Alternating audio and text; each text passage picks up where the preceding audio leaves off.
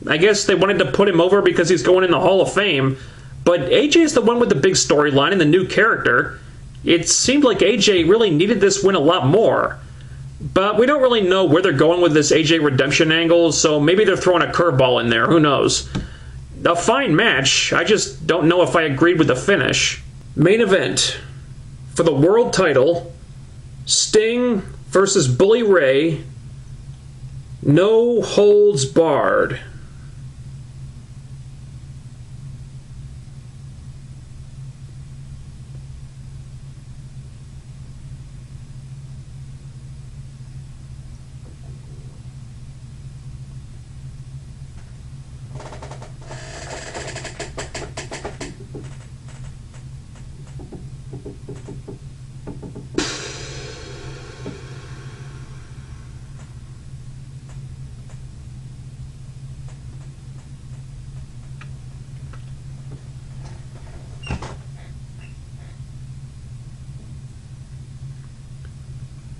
I'm glad they did not turn Brooke Hogan heel. That would have been way too predictable, and it didn't need to happen here. As for the match, Sting looked like he gassed out a few minutes into this thing. But I'll give him kudos. He did take a hell of a lot more punishment than I ever expected. Pile driver on the exposed mat, put through a table. You don't expect Sting to take bumps like that, so that did help the match a great deal, I thought. I've read some complaints about Sting getting the Super Cena treatment, how it took 7 guys to beat him, blah blah blah. My response to that is, don't dwell on it. We all knew Sting was going to be booked like this, okay? With everything that was on the line, there was no way they were not going to make Sting look like he was wrestling in God mode. And it's not like he beat up any stars. He fought off the aces and eights, for Christ's sake. How many times has he done that already? Were you really surprised? Come on. I had no problem with this, because as we all know, those scrubs are just a bunch of pussies in leather. Thanks for that one, Hulk. I'm laughing at you.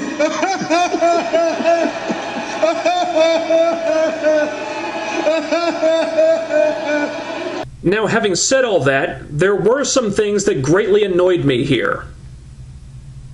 Remember when I said this? Sting wants their match to be no holds barred. Problem is, that match makes no sense. Everyone expects the Aces and Eights to interfere in this match, and the stipulation means they can now interfere all they want and it's completely legal. So that's stupid. And hey, look what happened. The pussies in leather interfered, legally, and cost Sting the match. Oh my god, who could have possibly seen this one coming? Except for, you know, anyone with 2 brain cells to rub together. Which apparently does not include Sting. Congratulations, you just renewed your idiot license. It all goes back to what I wrote in a blog a few weeks ago. This entire pussies in leather angle is predicated on the babyfaces acting like complete idiots. That's the only reason why the heels have had any success at all. And the finish did surprise me, but only because I thought the writers would have come up with something more creative than that. But it's just the same tired old pussies in leather interference and that's it? The same finish that we've seen more times than we can count? Lame! This whole show is ridiculous! And what's more, why didn't anyone come out to help Sting? Everyone knew full well that the pussies in leather were going to interfere in this match because they pull that stunt in practically every match they have.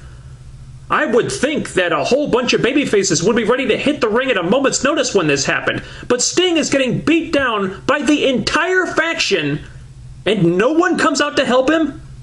No one? Hardy? Joe? Magnus? Angle? Abyss don't come out? Hogan doesn't come out? What, were they in line for the bathroom or something? Where was everybody? This whole show violates everything about my journalistic integrity.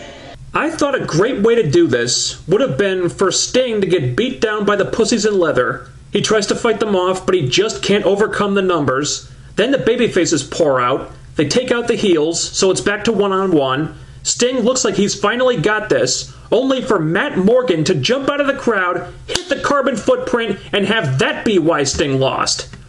You make the babyfaces look intelligent, the pussies in leather look dangerous, Sting look human, and Matt Morgan look crafty. It's win across the board. But instead, it's the same finish we've seen over and over and over again in this storyline, with all the babyfaces still acting the exact same way and expecting a different result somehow. Is it any wonder why I don't like this angle?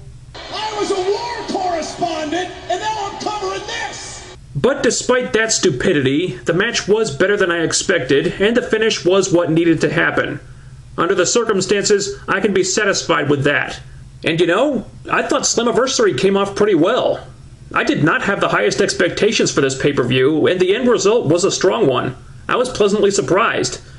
Not quite the slam dunk show in all areas that you'd hope they'd deliver if you're only getting 4 pay-per-views a year, but not a waste of time either, and certainly one of TNA's better efforts lately. So, not bad, TNA. Not bad. And now with that done, if I can borrow a line from Sting,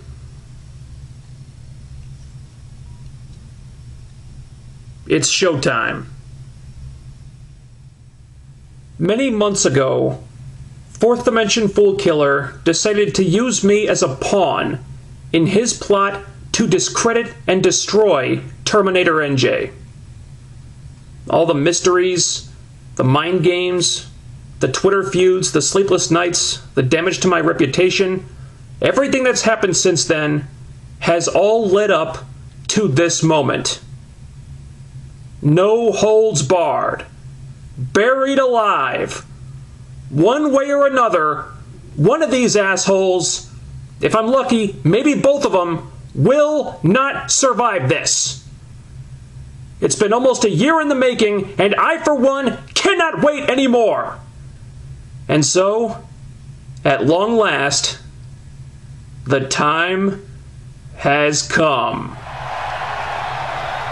Are you ready?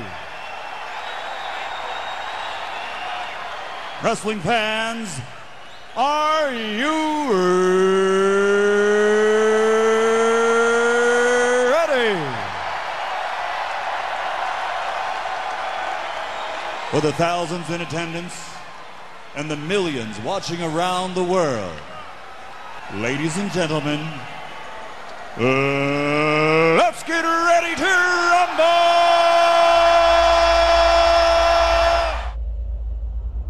Fourth Dimension Fool Killer, hope you're ready to lose that confidence you had at the end of your TNA review, because ready or not, here I come. I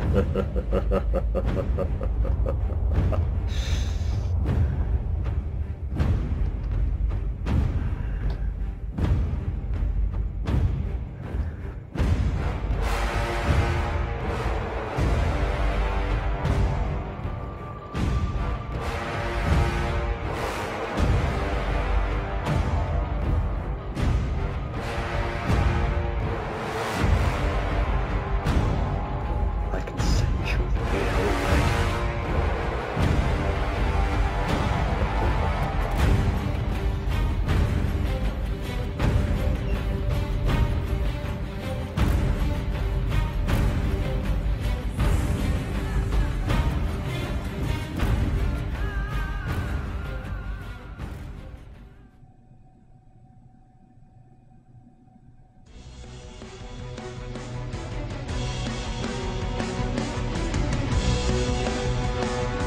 Finally.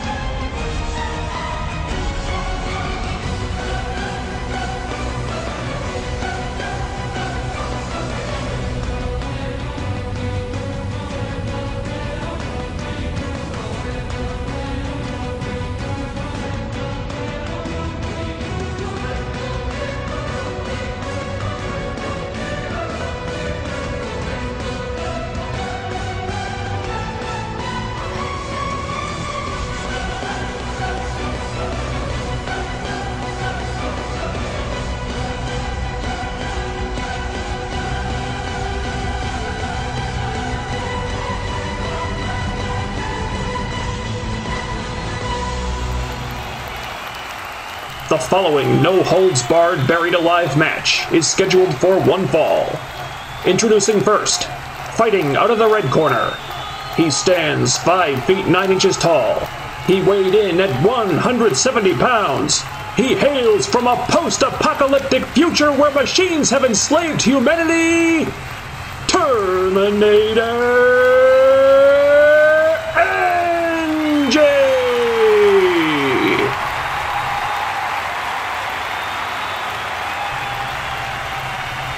And now, fighting out of the blue corner. He stands 6 feet 1 inch tall. He weighed in at 185 pounds. He hails from the fourth dimension. Fourth dimension. Boom Killer!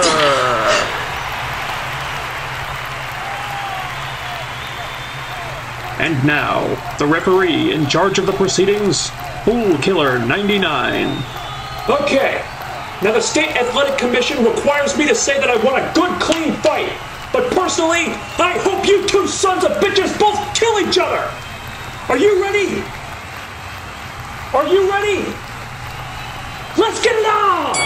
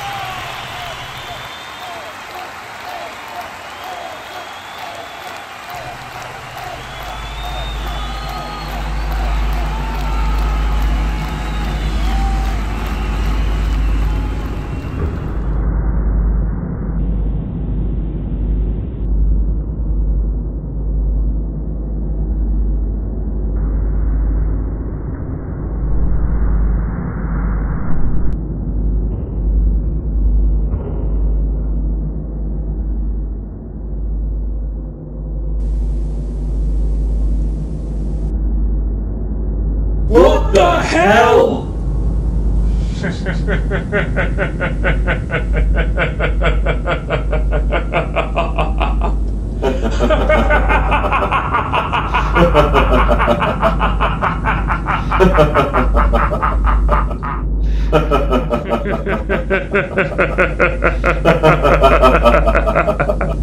No. You? And you?